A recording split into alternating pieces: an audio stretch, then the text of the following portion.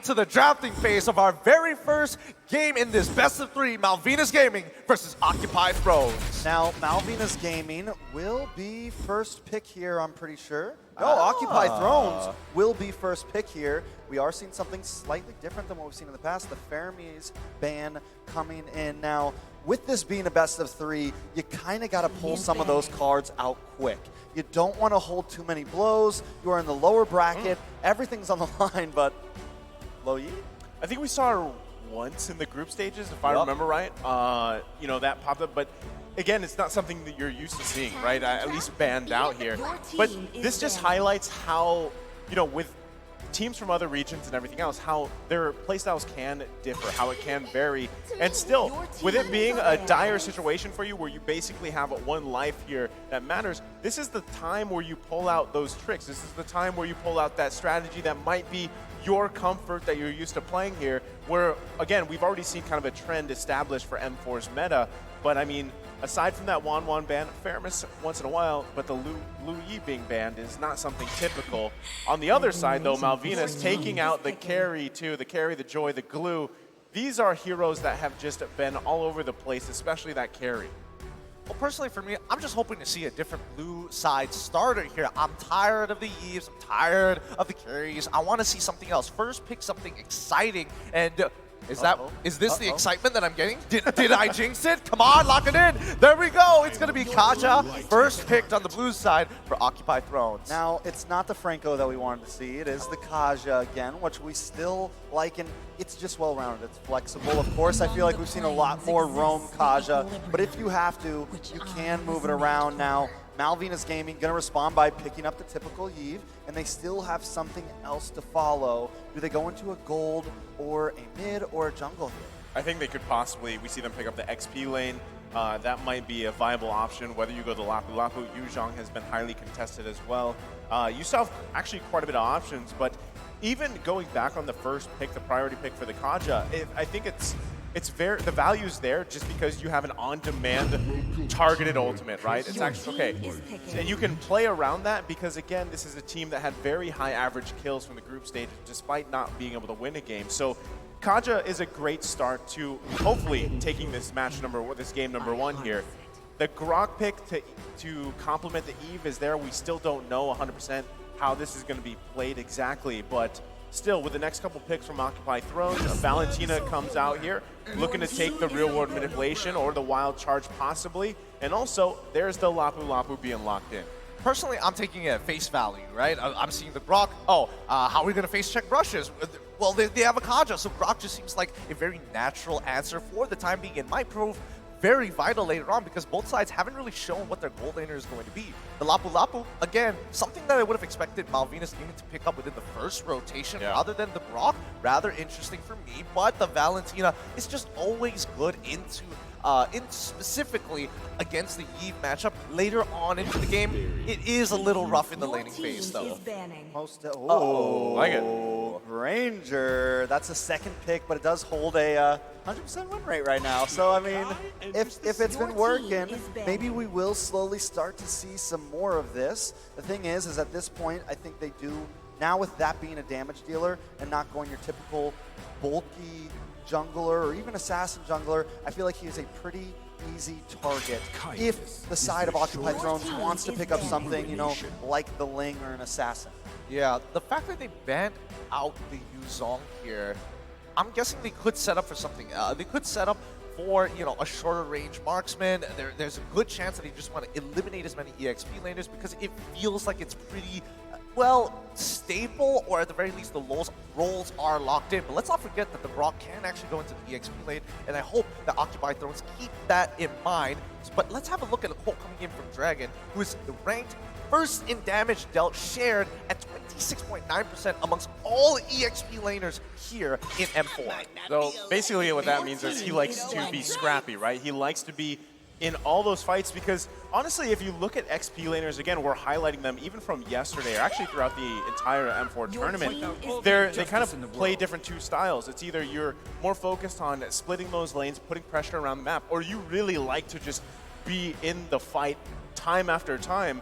And Dragon's one of those, right? I mean, there's a couple people that come on the top of your head when you're thinking about exactly who those people are, but Dragon being one of them and having that statistic there pretty much shows he likes to be in the action, and at the same time, that still wonders, is this the Grok going in his hands? Because now we've seen it in the roam, we've seen it in the XP lane, and still, how does he want to play with that? Because weapon mastery's been working pretty great, especially when you're looking for those big setups, and again, that perfectly goes with his playstyle. Well, I think it's a matter of preference, right? It's like whether or not you want to have those like initial big damage catches when you have high and dry, or whether you want to scale even harder with the Weapon Master. And now with picks already coming through so fast, Lolita already locked in for the side of Malvinas Gaming, but coming back to Occupy Thrones, the Fanny has been open up for a very long time. So again, that's why you can see the smiles coming in.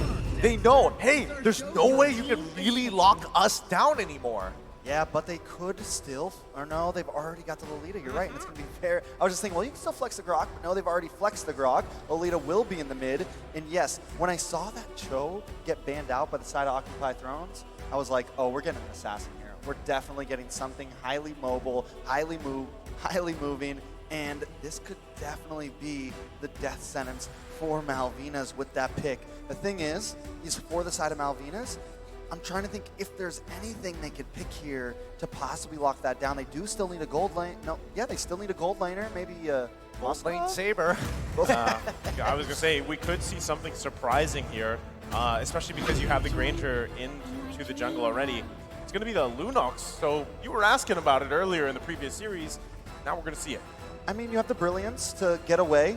You know, if you do get those ganks, you're a bit maybe less vulnerable than other gold laners, but you still don't have the lockdown for the Fanny. I was thinking maybe a Moskov. You guys were saying Saber, something to bring that down, so I'm a little iffy about it. Honestly, it really, at the highest level, you expect a Grok to be able to kind of lock off particular angles and kind of funnel Fanny into a death trap, right? That's what we should expect to see from this game, but I don't know, it's still hard. Fanny is a really creative hero, and it's a dynamic way of getting in and out of fights with the steel cables. You have so much more flexibility than so many of your opponents out there. Yeah, I think, again, you make good points. It really just comes down to how to utilize the Grok. You're going to have to shut down that Fanny. Now, even I believe the Kufra was open, so I would have liked to possibly even see a Kufra, but Lolita is still a great option. With that being said, it's time to roll into a game of our final best of 3 here today. Are you ready? Because it is Occupy Thrones up against Malvinas Gaming. All right, so taking a look at the emblems real quick there, he is running the high and dry on that Grok, so might be looking to even possibly get some early kills, or they're going to be focusing on the side lanes even, right? And finding pickoffs to garner them that lead with this lineup they have. Also, with Prince Fran being on this Granger jungle, when it has been picked, running this killing spree, it has run rampant before, but you're working against Leo here on this Fanny, so this is going to be still quite the job cut out for Prince Fran specifically, but like we highlighted earlier on, he's done it before. Oh, Dragon taking a bit of damage here. This is what I was worried about. Leo trying to come in. Maro going to poke him in, and Dragon's going to be forced to go back to base here. Oh, interesting. He decides to go back to base because it's the fastest way to actually get to his orange buff side, but it does mean that Prince Fran has an opportunity to actually catch up and now is out-leveling Leo by 1, and now with the Little Wanderer, they can start moving towards the bottom side. Most definitely. Fury looking for something. I like the aggression from both teams here. No one too scared to get in the other team's face. At first, I was a little worried the way Maro was playing. I thought it was going to give Prince Fran a lot of trouble, but Malvinas Gaming answering back. Yeah, I mean, this is the typical kind of process, right? All this, the farming, the poking back and forth until the first turtle of the game. Maro, though. Oh, Maro taking a lot of damage. Prince Fran looking for something there, but still unable to find it. I think he would have. He had his ult, right? He could have 100% secured the kill on that one, but here comes Leo! Oh, here comes Leo! I mean, what else can you say about that? You can see it coming, the steel cables, and then the doom is near. I mean, that's why when you have a Fanny across from you, you really don't want to be like you don't want to be at a 4th of health, right? Especially this early on. You know the burst is going to be there already. So this is already an advantage. Dragon going to get poked again. Trying to set up here. Oh, Hulk comes in with the bravest fighter. Dragon uses the wild charge. This is a real world manipulation. Both go down. but a stun does come on to Prince Fran. Now comes the Destinata, does not connect, but Leo will connect. Prince Fran forces dash away, but he's not going to be able to make it. Leo picks up another kill, putting him at 2-0. Things are looking so good for Occupy Thrones. They have a really good idea of what they want to do against Malvinas Gaming, and unfortunately for Prince Fran, I think he's a little too hesitant on his ultimate. His ult? Yeah. He should be using it more often to initiate fights, to get the initial slow. Yeah, I mean, that's what I think too, and you can already see, right, Leo's off to a great start here, and I feel like if you didn't catch it during the draft, that's why he was clapping, right? He locked in this hero of his, that he loves the Fanny here. So, and it's already off to the 2-0 start. Itemization-wise too, everybody's still working on that first big item of theirs, but with this gold lead going in favor of Occupy Thrones, they're in a great position here, especially, again, Maro on this Kaja has Flicker in just a couple seconds here. Might be looking for a Divine Judgment play if he can find one. Oh, I think he might do it right here onto Steppe. It looks kind of good, but no, he's not going to take the angle. And I think, Occupy Thrones at this stage of the game generally is going to be thinking about, like, how do we snowball out of control? Because if we're talking about scaling, Malvinas Gaming, they've got some really scary heroes on their side. Yeah, but so does Occupy Thrones with Gato on this quad. We know there's some possibilities, some insurance for the late game, along with the sustainability that you get from that Kaja. I mean, I'm a little worried. It's already a very bad start, but here comes the Divine Judgment. Steph may go down. Gato comes in with the Blazing Duet. Harley trying to do something, but it gets stunned down. This could be bad. Stephanie picked up.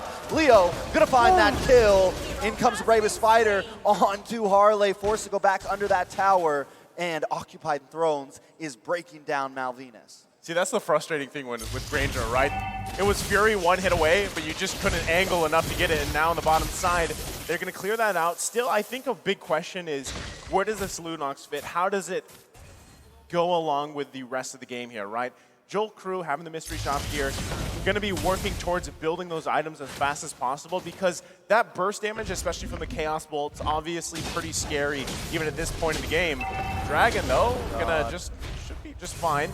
Gonna have to recover, but still, you don't want to be low health here, especially with a Fanny across from you. And this should set up Occupy Thrones, possibly for another turtle. I think for now they're definitely going to get the turtle, but I feel like if this game continues in the direction that I think it's going, and looking at the game status of how the position of Occupy Thrones is right now, it's going to spiral out of control. Leo, he's already previously 2 levels ahead of Prince Fran, now only, well, still 2 levels. He needs to start pushing into the enemy jungle and continuously pulling attention to himself so that the laners can do their job. Lapu is already controlling the Grok. We look down bot side, they're already setting up for a potential one-shot kill with a Divine Judgment onto this Lunox.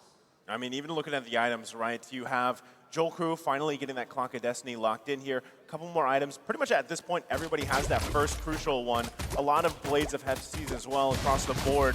But still, how does that transition to these early team fights, these early skirmishes, especially with Turtles? I mean, at this point, you're kind of just giving it up if you're Malvinas Gaming. And now here on the bottom side, oh, there it is. Divine Judgment on a Joel Crew. We saw it, but they did it. Now the Immobilize does land on a Fury, but Leo finds it. Prince Fran goes down. 4-0-0. Leo may still want more. Trying to cable around. Maro gonna hide out in this tri-bush. This is looking rough with a 3K cold lead going to the side of OT. I feel like, oh wait, Not another one. Not another one. Okay, he's going to get out here. I don't think it would have been another one. I don't think anybody has enough damage to really put the play out here, but Maro completely disrespecting the spacing on purpose, and he knows where everybody is on the map.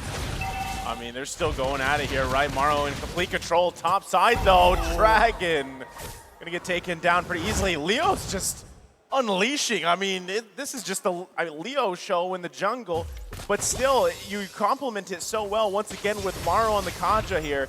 And you're wondering, we haven't seen Franco much. Well, that's because there's Kaja. It's on-demand targets. Oh, but the Destinata does land on Maro, finally. Arle picking something up. Leo trying to find one of his own, though. Moves in, but it's a little bit too much more than he can chew. But now with the turtle up, Steffi Gonna maybe try to zone this away. Fury getting a couple pokes in. Hulk is here as well, but I think we're at now a bit of a standstill. Yeah, I don't think this is good for OT at all. Right now, Fanny doesn't have her purple buff. She needs to go back, pick it up, and then come back in. Malvinas Gaming are unaware of this, or I didn't notice that Leo only had the orange buff at that point of time. They technically could set up, and yes, they are hovering ready in flank positions to get rid of somebody. Ooh, and look at them. They're going to come on to Hulk. That's the target. Mission completed. Hulk goes down. This could give Malvinas a little bit of a chance, but wait, Prince Han is the first one to fall. Leo now looking for the next one. The Numenon Blast lands down, and the damage is in. Brilliant's forced to come out just to get away, but Dragon still falls. Morrow taking a bit of damage, but Leo's on the hunt. He wants one, he wants two, but he just can't find it. Back to the reset for the Turtle. Man, so this is frustrating if you're Prince Fran because, what, in 1 to 2 seconds, you're just deleted? I mean, it's so hard to even play around that because you literally have one dash on this Granger here, and especially with the Malefic Roar being picked up by Leo, this is 7-0, right? He's just massive in this game so far. They might even have just free control on this Lord. At this point, Malvinas Gaming, yes, you saw the burst from Joel Crew. It's obviously there, has that Genius Wand, pairs up really well with Harley here. But still, I think Harley, he needs to lock in that Ice Queen. Yeah, wait a second. World Manipulation comes on, Destinata lands! Fury 77 will go down along with Morrow. This could give Malvinas a chance over this Lord. This is a huge swing, honestly, but wait.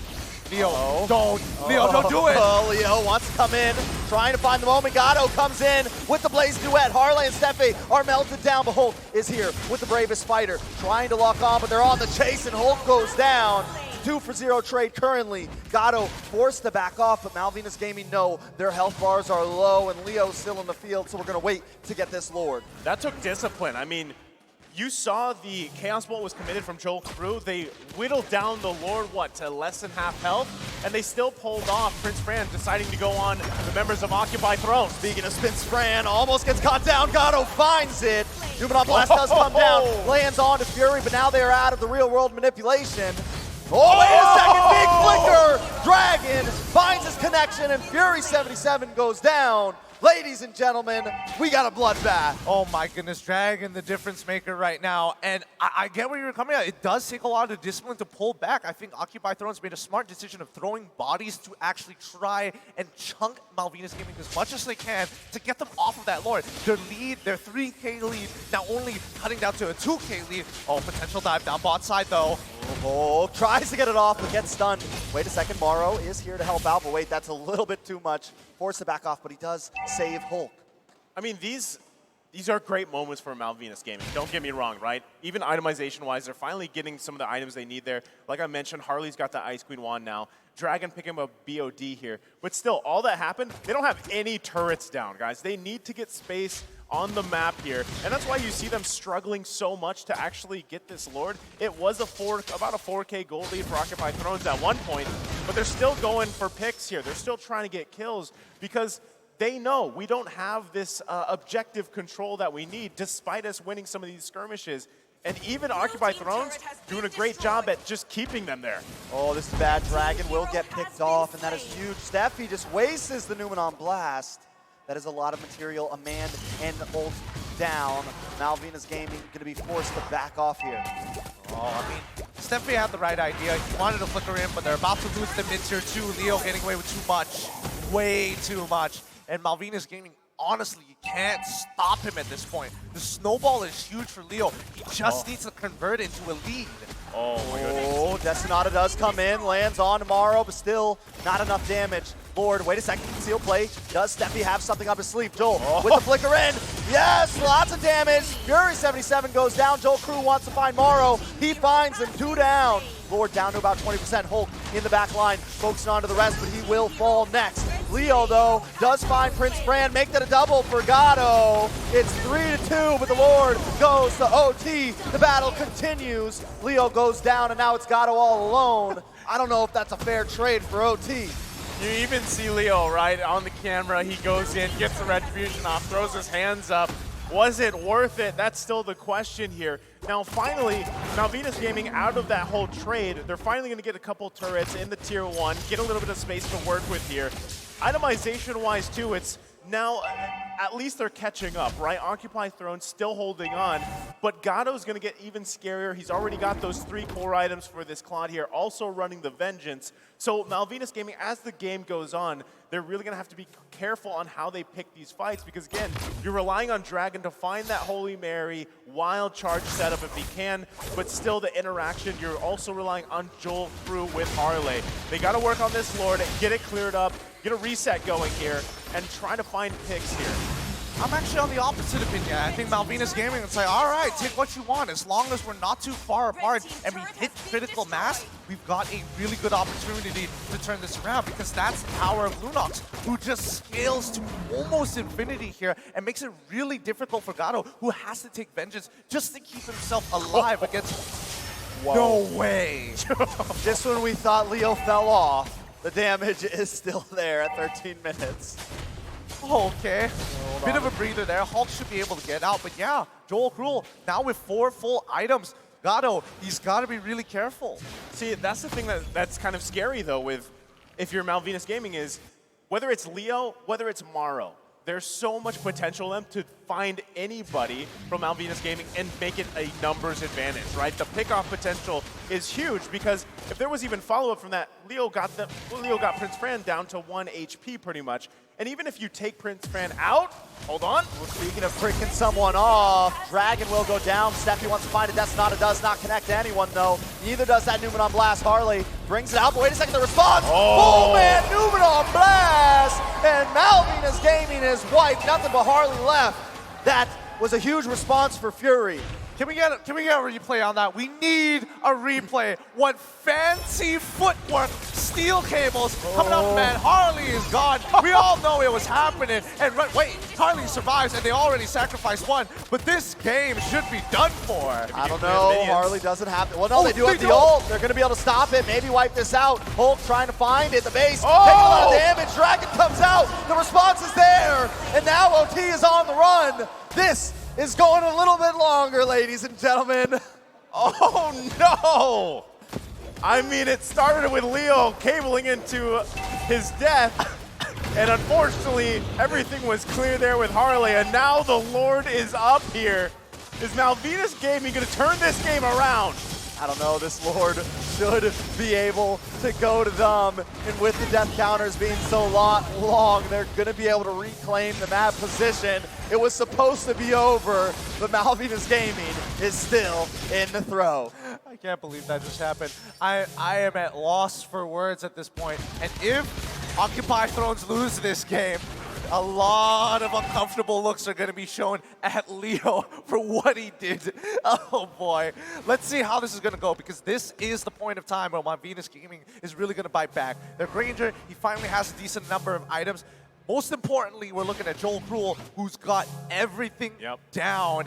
Just needs some magic penetration, and any Athena shields are not going to matter. Oh, here comes a conceal play, though. Maro's going to get stunned up with the wild charge. Numenon Blast comes in. Steffi gets the stun. Hulk brought down to about 30%. Prairie and Mara are already gone. Leo. Connection on to the Lord. This could be bad. Wait a second. Leo Leo on the base. Occupied Thrones. Leo picks it up. Just when we counted him out, Leo secures the win.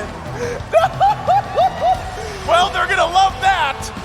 They're definitely gonna love that, Gideon. You're kidding me!